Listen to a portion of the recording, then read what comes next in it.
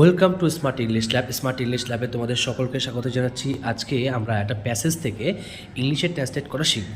আমরা সবাই জানি যে যখনই আমরা সিঙ্গেল কোনো সেন্টেন্স থাকে তাকে ট্রান্সলেট করতে খুব সুবিধা হয়, কিন্তু যখন একটা প্যাসেজ দেয় তখন কিন্তু আমাদের অনেক ধরনের প্রবলেম ক্রিয়েট হয়। বিশেষ করে কী করে সেই বাক্যটাকে সাজাবো, কী করে সেটাকে আমি টেন্সে ফেলবো, কী করে সেই বাক্যটাকে আমি ট্রান্সলেট করার সময় কোন কোন জিনিসকে বাদ দেবো, প্রথমে বাদ দেবো তারপর সাজাবো, এই যে বিষয়গুলো আছে, যে জটিল প্রক্রিয়াটা আছে, সেই প্রক্রিয়াটাকে আমি খুব সহজ ভাষায় তোমাদেরকে বোঝানোর চেষ্টা করব। এই ধরনের ট্রান্সলেশন যদি তোমরা এইভাবে প্র্যাকটিস করো, আমার মনে হয় তোমরা কিন্তু সহজেই যে কোনো ট্রান্সলেশন কিন্তু করতে পারবে। তো আজকের এই প্যাসেজ ট্রান্সের যে সিরিজটা তোমাদেরকে আমি দিচ্ছি, তোমরা প্রত্যেকে বাড়িতে প্র্যাকটিস করো। সবাই কিন্তু যে যে রকমই হোক না কেন সহজেই কিন্তু করতে পারবে। আমি ভোকাব সম্বন্ধে তোমাদের কিন্তু ওয়াকিবল করে দেবো, যে কখন কোন ভোকাবগুলো পড়তে হয় এবং কীভাবে মুখস্থ করতে হয়। তো এই যে প্যাসেজটা তোমরা দেখতে পাচ্ছ স্ক্রিনের পরে রয়েছে, এই প্যাসেজটার সম্বন্ধেই আমরা প্রত্যেকটা লাইন ধরে ধরে প্র্যাকটিস করব। এবার দেখো, তোমাদের সামনে একটা যে প্রথম যে লাইনটা, সেই লাইনটা আমি নিয়ে এসেছি। সেটা কি লেখা আছে? পাঞ্জাবে তখন ছোট বড় অনেকগুলো রাজ্য ছিল। এই যে বাক্যটা, যখন আমরা এই ধরনের বাক্যগুলো সাজাবো তখন আমাদের কি মনে রাখতে হবে? আমাদের মনে রাখতে হবে যে বাক্য সাজালে আমি একটা ফরমেশন তৈরি করেছি, এই ফরমেশনটা ভালো করে বোঝার চেষ্টা করব। দেখো, প্রথমে লিখেছি তখন। তখন মানে কি? সময়বাচক কোনো শব্দ আগে বসবে। সময়বাচক কোনো শব্দ যদি প্যাসেজের মধ্যে কোথাও থাকে, তখন, এখন, সেই সময়, সেই কথাগুলো বাক্যের শুরুতে বসাবো। প্রথমে বাংলাটা আমি শুধু সাজাচ্ছি, তারপরে আমি ইংলিশে করব। তারপর দেখো কি লেখা আছে, এটা ছিল লেখা আছে। এই ছিল কথাটা তারপরে আসলো। তারপরে কি? ছোট বড়। ছোট বড় অনেকগুলো রাজ্য পাঞ্জাবে। ছোট বড় অনেকগুলো রাজ্য পাঞ্জাবে। তাহলে এবার যখন আমরা বাক্যটা করব, তখন দেখো কিভাবে করব। এই যে ছিল কথা যখন বাক্যে থাকবে, যখন কোনো বাক্যে, প্যাসেজের লাইনে ছিল কথা থাকবে, তখন দেখতে হবে সেটা কে ছিল। কে ছিল, কে ছিল বা কি ছিল, এইতে প্রশ্ন করবে। ঠিক আছে? কে ছিল বা কি ছিল প্রশ্ন করবে। যদি কে ছিল বা কি ছিল প্রশ্ন করে আমি দেখতে পাই যে সেখানে কোনো ব্যক্তি নয়, সেখানে কোনো বস্তু আছে বা কোনো জায়গার নাম দেওয়া আছে, জায়গা ছিল বা কোনো বস্তু ছিল, তখন সেই বাক্যগুলো শুরু করতে হবে দেয়ার দিয়ে। কি দিয়ে শুরু করতে হবে? দেয়ার দিয়ে বাক্য শুরু করতে হবে। এবার যদি মনে হয় যে কারোর কাছে কিছু ছিল, তখন সেটা শুরু করতে হবে সেই সাবজেক্টের পরে হ্যাভ হ্যাজ বা হ্যাড দিয়ে শুরু করতে হবে। ঠিক আছে?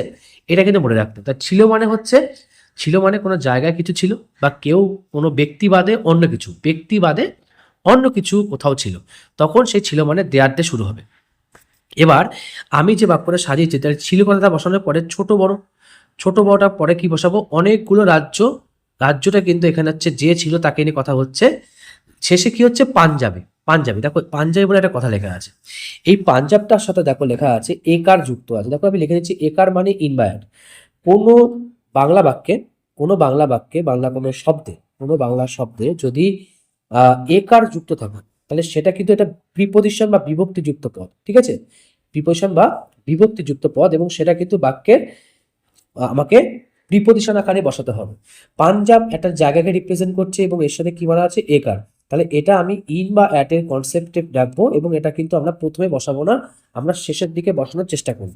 প্রথমে শেষের দিকে বসানোর চেষ্টা করব। তাহলে বাক্যটা করলে কি হয়? তাহলে তখন মানে কি? তখন মানে তার ইংরেজি লিখেছি at that time. At that time মানে তখন। ছিল, এবার ছিল বলতে কি দিয়ে শুরু করেছি? There were many. There were many. তাহলে অনেকগুলো কথাটা কি? অনেকগুলো কথাটা হচ্ছে যে আহ, এই যে ছোট বড় কথাটা আছে তাকে রিপ্রেজেন্ট করছে। অনেকগুলো ছোট বড়, আগে ছোট বড়তে যেটা লিখেছি সেটা কিন্তু অনেকগুলোকে রিপ্রেজেন্ট করবো। অর্থাৎ যখন আমি অ্যাডজেক্টিভ ব্যবহার করবো, অ্যাডজেক্টিভটা কিন্তু সবার প্রথমে ব্যবহার হবে। তাহলে মেনি কিন্তু ব্যবহার নির্দেশ করছে কাকে? ছোট এবং বড়কে নির্দেশ করছে, তাই মেনি কিন্তু আগে বসলো। অর্থাৎ অনেকগুলো অর্থে যে মেনি, সেটা আগে বসলো। এবার দেয়ারের পরে ওয়ার কেন হলো? দেয়ারের পরে আমরা ওয়াজ বা ওয়ার করছি, কারণ পাস্ট টেন্স বলে, তাই তো?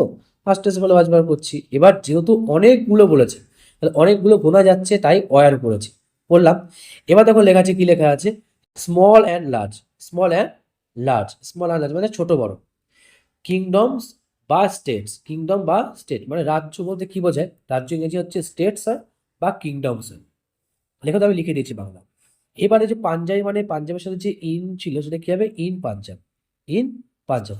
তো আশা করি তোমরা বুঝতে পেরেছো বাক্যটা কেমন করে সাজাতে হয়। এই বাক্যটা আমরা করলাম, এবার আমরা পরে বাক্য যাব। সকলে মিলিয়া যদি আরেকজনের সাথে যুদ্ধ করিত, তাহলে কি হয়তো বলা যায় না। এইবার তোমাকে এখানে একটা ট্রিক্স মনে রাখতে হবে। যদি এবং তাহা, মানে অন্তুজ এবং ত বা স, এই কনসেপ্টে যখন থাকবে তখন সেটা যদি লাস্টের দিকে ত দিয়ে যুক্ত যে বাক্যটা আছে, ত দিয়ে যুক্ত যে বাক্যটা আছে, যেমন তাহা হইলে কি হতে পারা যায় না, এটা তো কোনো ব্যক্তি কাজ করছে না, মানে একটা ব্যক্তিবিহীন একটা অংশ। তো এই ব্যক্তিবিহীন যখন অংশ থাকবে তখন সেই পার্টটাকে আগে আনার চেষ্টা করবে, আগে আনার চেষ্টা করবে, তাহলে করতে কিন্তু সুবিধা হবে।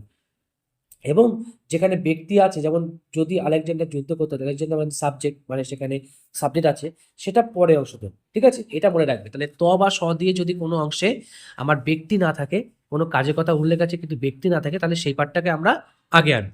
এবার দেখো কিভাবে সাজিয়েছি। বাক্য সাজানোটা কেমন হবে, তাহা বলা যায় না, তাহা বলা যায় না মানে কি, তাহা বলা যায় না, এইটুকু কিন্তু আমি করলাম, তাহা বলা যায় না, ওকে।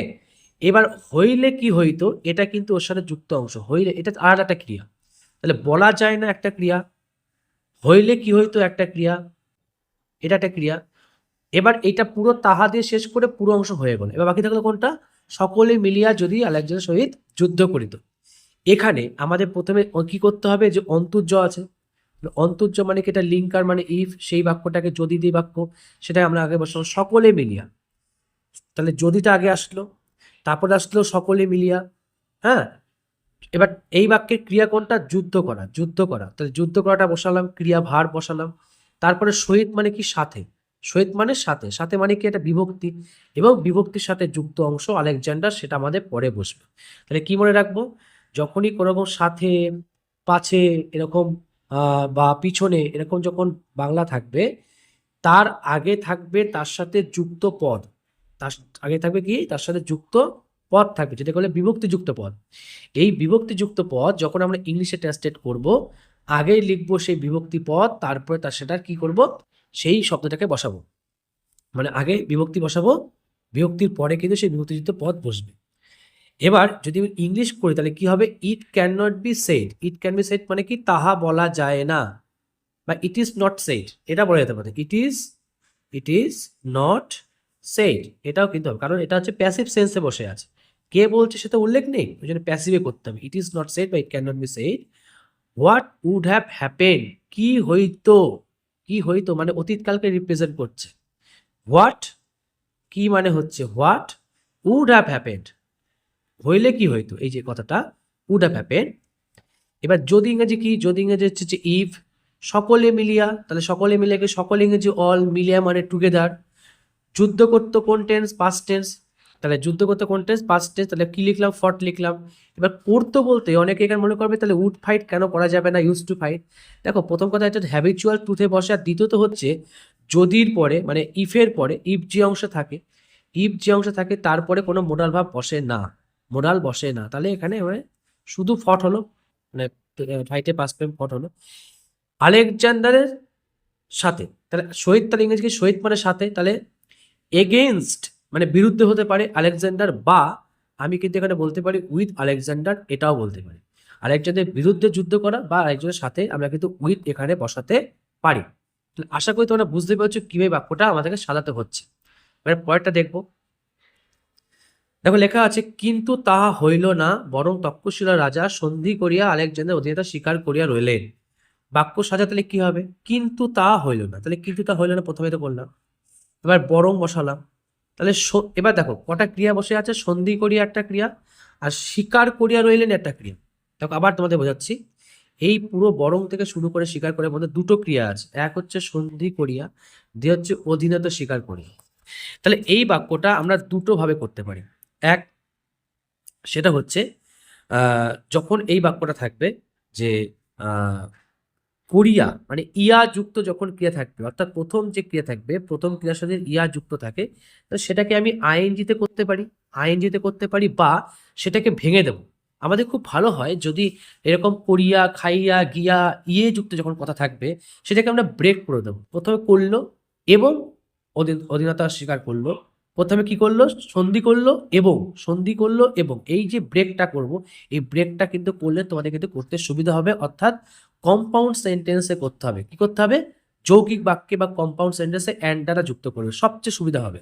তাহলে কি মনে রাখবো, যখনই বাক্যে এরকম কোরিয়া কথা থাকবে, সরি, যখনই বাক্যে এরকম কোরিয়া কথা থাকবে, করিয়া থাকবে, গিয়ে থাকবে, শুনে থাকবে, তখন সেটাকে স্পট মানে ওখানেই আমি স্টপ করে ওটাকে কি করব, করলো, খেলো, গেলো বলে লিখে তারপরে আমি অ্যান্ড দ্বারা যুক্ত করব, করে পরে বাক্যটা করব। এটা করলে সবচেয়ে ভালো হয়। আমি দুটোতেই করে দিয়েছি। তাহলে কিভাবে লিখলাম? কিন্তু তা হইল না, বরং সন্ধি করিয়া আগে লিখেছি, কারণ পার্টিসিপেলে ব্যবহার করেছে, সেই পার্টিসিপেল ইয়া মানে সেটা বাক্যের সুবিধা হয়। রাজা তক্ষশিলা, রাজাটা কার? তক্ষশিলার। তাহলে ওই জন্য রাজাটা লিখলাম, অব দিয়ে আমরা তক্ষশিলা লিখব। ওকে, তাহলে তক্ষশিলার সাথে কি যুক্ত আছে? র যুক্ত আছে। আর র মানে কি? বিভক্তি। র মানে বিভক্তি। যখন র থাকবে তখন অব দিয়ে অপের পরে সেই রযুক্ত শব্দটা বসাবো, আর তার পরেরটা আগে বসাবো। স্বীকার করিয়া রইলেন, কি করে রইলেন? স্বীকার করে রইলেন অধীনতা আলেকজান্ডার। ওটার অধীনতা কার? আলেকজান্ডার। বাক্যটা সাজাতে দেখো কিভাবে হচ্ছে।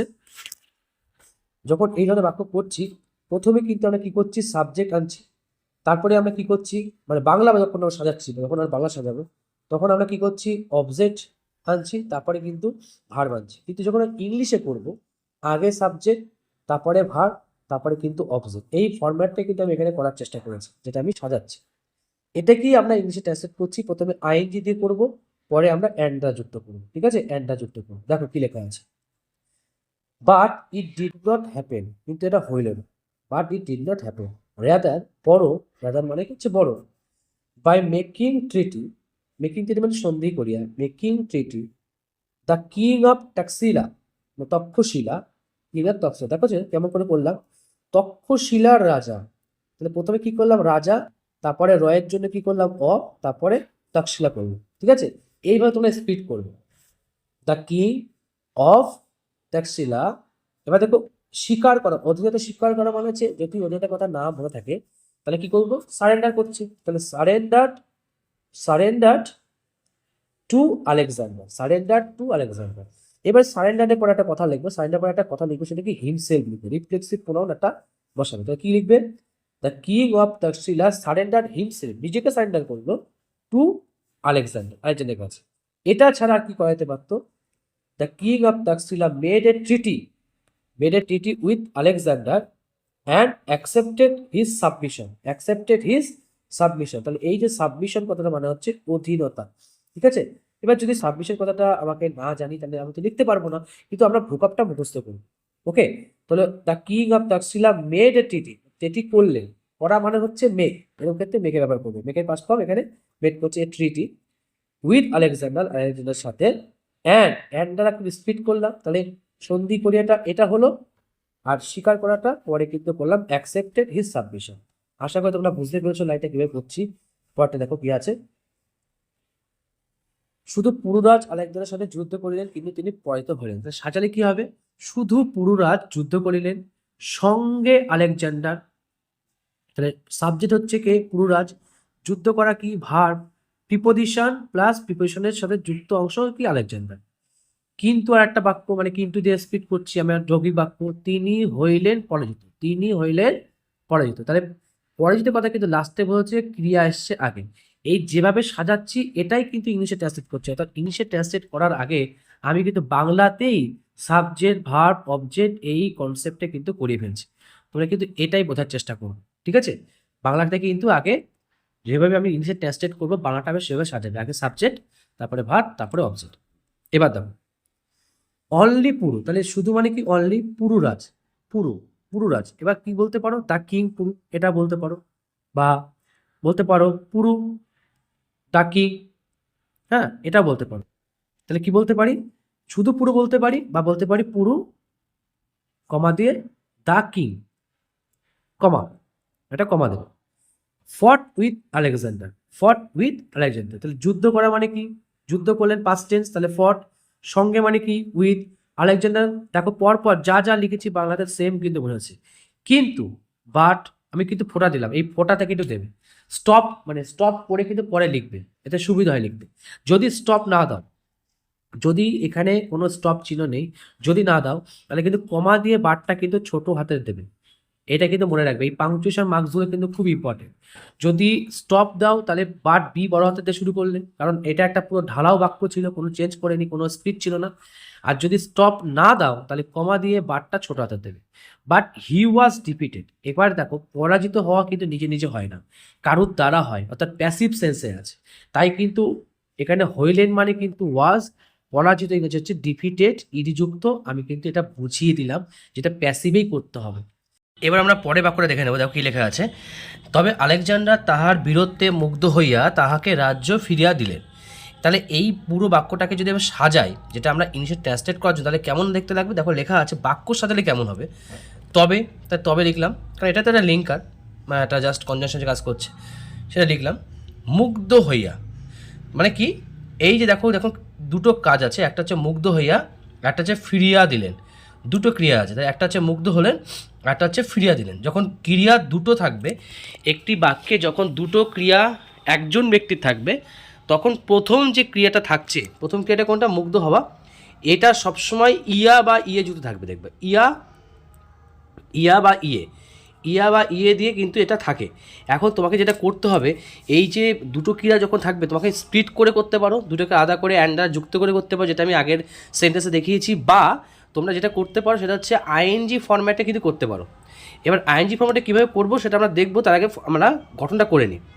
তাহলে তবে লিখলাম মুগ্ধ হয়ে কথাটা প্রথম ক্রিয়াটা বসলো তাহার বিরক্তে। মুগ্ধটা হলো কিসের জন্য, তাহার বিরক্তে। আলেকজান্ডার বসালাম, ফিরিয়া দিলেন, পরের যে ক্রিয়াটা ফিরিয়া দিলেন, তাহাকে তাহার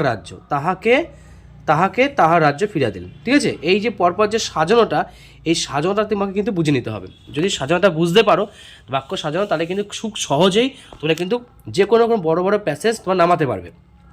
এবার যেটা তোমাকে করতে হবে, যদি সাজাতে সমস্যা হয় তাহলে একটা ট্রিক্স ব্যবহার করবে। কী ব্যবহার করবে, যে সেটা হচ্ছে যে একটা সাবজেক্ট তো অবশ্যই নেবে, সাবজেক্ট তো বের করতে হবে, তারপরে ভার্ব, তারপরে ভার্বের সাথে কী যুক্ত করবে, কী দিয়ে প্রশ্ন করবে, কী দিয়ে প্রশ্ন করবে, আর মানে কয়দিকারে কী দিয়ে প্রশ্ন করবে, আর কাকে দিয়ে প্রশ্ন করবে, কী বা কাকে দিয়ে প্রশ্ন করার পর তারপরে এবার প্রিপজিশন দিয়ে যে বাক্যগুলো থাকবে, সেই বাক্যগুলোকে পরপর বসাবে। এইভাবে কিন্তু তোমরা বাক্য তৈরি করতে পারো, যেটা আমি সাজিয়েছি। এই যে প্যাসেজটা যেটা আমি সাজালাম, যে লাইনটা, তবে মুগ্ধ হইয়া, এই প্রসেসটা তোমরা ভালো করে দেখলেই সিকোয়েন্সটা বুঝতে পারবে। অ্যান্সারটা কী হবে, সাজানো বাক্য ইংলিশে করলে, মানে এই যে বাক্যটা সাজিয়েছি সেটা যদি ইংলিশে করি কী হবে, বাট বিং চার্মড বা প্লিজড। ঠিক আছে, চার্মড বলতে পারে, প্লিজ বলতে পারে মুগ্ধ হয়া। এটা হচ্ছে মুগ্ধ হয়ে কথাটা হলো। বাই হিজ হিরোইজম বা বেভারি, এই বাইটা আমরা এখানে বেসিক্যালি আমি তোমাদের দিয়েছি একটা জিনিস বোঝার জন্য, যে তার বীরত্বে। কিন্তু আমরা প্রিপোজিশন যখন পড়বো সেক্ষেত্রে কিন্তু এখানে প্রিপোজিশনে কিন্তু অ্যাট হিসেবে করবো। ঠিক আছে, বিং চার্মড বা প্লিজড অ্যাট হিজ হিরোইজম বা বেভারি, এখানে বাইটা করবো না, কিন্তু এটা মনে হবে বাই দিয়ে করলে বেশি ভালো হবে। আমরা এখানে অ্যাটে ব্যবহার করবো। ওকে, তাহলে বাই করবো না, at his Alexander return his kingdom to him, Alexander তাকে তার রাজত্ব ফিরিয়ে দিলেন। হলো, এটা একটা যেমন হতে পারে। আর একটা কী হতে পারে, আমরা কোনো আইএনজি ব্যবহার যেটা আমরা করেছি, এই যে বিং মানে কি বলতো, হইয়া। এই বিং মানে হচ্ছে হইয়া, যেটা বললাম ভার্বের সাথে আইএনজি দিয়ে শুরু করতে হয়, যেটা পার্টিসিপেল ব্যবহার, সেটা না করে আমি কি করলাম, বাট আলেকজান্ডার ওয়াজ প্লিজড, একদম সাবজেক্ট ভার্ব করে করব, অ্যাট হিজ হিরোইজম বা bravery and return his kingdom দেখতে পাচ্ছ তোমরা। তো এই বাক্য তোমরা দুটোভাবে করতে পারো, আইএনজি ফরম্যাটে এবং হচ্ছে অ্যান্ডা যুক্ত করে। সবচেয়ে ভালো হয় অ্যান্ডা যুক্ত করে করলে, কারণ সেক্ষেত্রে আইএনজির যে গল্পটা যেটা আছে গ্রামাটিক্যাল, সেটা কিন্তু ভুল হয় না। দেখো লেখা আছে পরেরটায়, এই রূপে আলেকজান্ডার সমগ্র পাঞ্জাবি অধিকার করিলেন। বাক্যটা সাজালে কি করে হবে, এই রূপে বলতে এটা একটা লিঙ্কার, একটা জাস্ট ওই বাক্যের লিঙ্কার। শুরু হলো আলেকজান্ডার অধিকার করলেন সমগ্র পাঞ্জাব, আলেকজান্ডার সাবজেক্ট, ভার্ব হচ্ছে অধিকার করলেন, সমগ্র পাঞ্জাব হচ্ছে কি অধিকার করলেন, অবজেক্টকে যদি আমরা কি দিয়ে প্রশ্ন করি, মানে ডুভাবটাকে, কি অধিকার করলেন না সমগ্র পাঞ্জাব বেরোবে। তাহলে এইটা কিন্তু ফরম্যাট, এই ফরম্যাটটা যদি এইভাবে বাংলা সাজিয়ে করতে পারো, যেটা আমি এতক্ষণ ধরে তোমাদেরকে বোঝানোর চেষ্টা করছি, তাহলে কিন্তু তোমাদের ইংলিশের ট্রান্সলেট কিন্তু খুব সহজ হবে। যেহেতু পুরোটা পাস্ট টেন্সে আছে, আমরা এতক্ষণ মধ্যে পাস্ট টেন্সে করছি, কোনো প্রেজেন্ট টেন্সে করবো না। তো কী করবো জিনিসটা দেখো, লেখা আছে এখানে, ইন সাচ ওয়ে বা দাস, যে কোনো একটা, এর বাংলা মানে হচ্ছে এই রূপে বা এইভাবে। আলেকজান্ডার ক্যাপচার্ড ওয়াজ ক্যাপচার করবে না। আলেকজান্ডার নিজে ক্যাপচার করছে বলে সেটা কিন্তু ক্যাপচার হবে, ওয়াজ ক্যাপচার হবে না। বা কনকোয়ার্ড মানে কি জয়লাভ করা, দ্য হোল পাঞ্জাব, পুরো সমগ্র পাঞ্জাব। তাহলে সমগ্র পাঞ্জাবটা কি করে বললাম, দ্য হোল পাঞ্জাব। এবার অ্যান্সারটা নিশ্চয়ই বুঝতে পারলে যে আমি কীভাবে টেস্টটা করলাম। অধিকার করা কিন্তু এখানে আমি কি বসিয়েছি, ক্যাপচার বসিয়েছি বা কনকোয়ার্ড বসেছি, অবলিক চিহ্ন দিয়েছি। তোমরা যে কোনো একটা কিন্তু মুখস্থ করে কিন্তু সেটা ব্যবহার করবে, সব কিছু ব্যবহার করবেন, তবে কনকোয়ার্ডটা সবচেয়ে ভালো। ক্যাপচারে করতে পারো, কোনো সমস্যা নেই। আশা করি তোমরা বুঝতে পেরেছো। পুরো প্যাসেজটা করলাম। তোমাদের সবাইকে অসংখ্য ধন্যবাদ পুরো ভিডিও দেখার জন্য। যদি কারো কোনো মতবাদ থাকে বা মত দেওয়া থাকে অবশ্যই কিন্তু কমেন্ট সেকশানে জানাবে। পরবর্তী ভিডিওর জন্য অবশ্যই তোমাদের বলবো যে তোমরা চ্যানেলটার সাথে যুক্ত থেকো, সাবস্ক্রাইব করো, লাইক শেয়ার এবং কমেন্ট করে জানিও কেমন হয়েছে ভিডিওটা।